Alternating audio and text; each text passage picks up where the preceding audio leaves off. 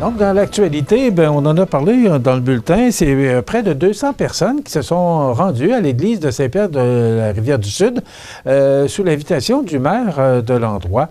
Et on a organisé, là, les gens pouvaient sur place là, voir, même il y avait des équipements, des télescopes, il y avait ce qu'il fallait là, pour pouvoir regarder cette éclipse solaire.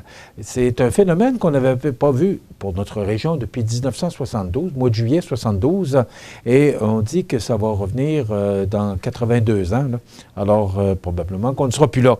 Mais le maire était très heureux d'accueillir autant de gens, des visages inconnus. Donc, on écoute le maire Alain Fortier. Ça fait assez spécial parce qu'on regarde le soleil pratiquement caché. Puis l'ombre qu'on voit, c'est pas du tout comme un coucher de soleil. Ça fait vraiment bizarre, là. Puis on voit que la température a baissé d'au moins 3-4 degrés tout d'un coup, là. Puis c'est spécial. Puis c'est plaisant parce qu'on ne pensait pas avoir autant de monde que ça qui viendrait à Saint-Pierre. En haut, le ciel étoilé, là, puis là, on est entre ciel et marée aussi, là, que ça s'en vient bien. Là. Le dôme est à la sacristie. Puis on va essayer, nous autres, la municipalité, on regarde pour lui trouver un terrain qu'on a déjà ici sur le bord de la rivière. Alors, une petite municipalité là, qui a invité comme ça les gens à se rendre là, pour pouvoir voir ce phénomène un peu spécial et surtout rare.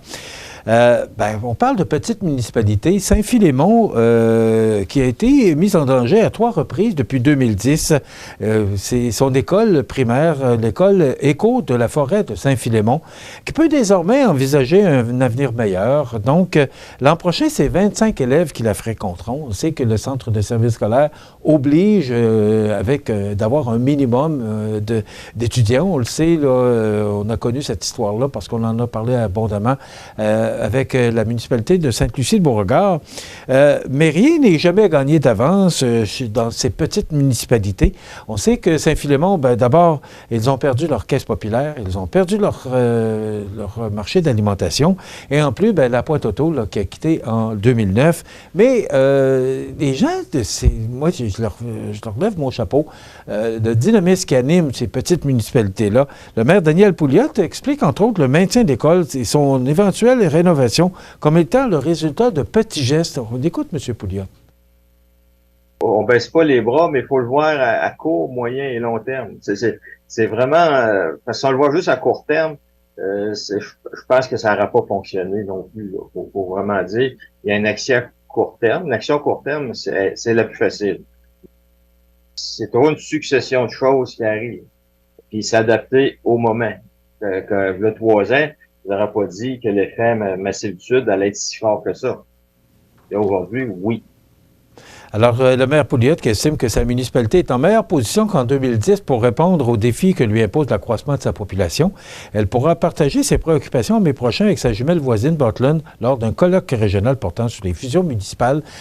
On sait, on en a parlé la semaine dernière, ces fusions municipales, là, entre autres dans la région de la Pocatière, là, où on fait l'analyse d'une possible fusion avec quelques municipalités de cette région-là.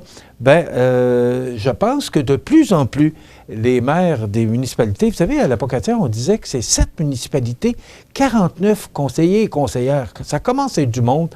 Alors, de plus en plus, là, on avance vers ça. L'abbé Ouellette, hier, qui parlait que les paroisses qui commencent à regarder, voir les fusions, parce que c'est beaucoup, ça demande beaucoup de marguières, puis il y en a de moins en moins. Donc, on est dans cette ère-là. Et bravo à ceux qui initient toutes ces initiatives-là. Surtout, moi, je salue les conseillers municipaux, les maires qui s'investissent.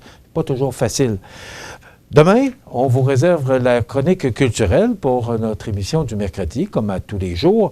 Alors, c'est une invitation qu'on vous lance être des nôtres demain. Entre-temps, je vous informe que c'est du beau soleil toute la journée, mais demain, le retour des nuages et de la pluie pour mercredi, jeudi, vendredi, peut-être samedi et dimanche. À suivre. Bonne journée.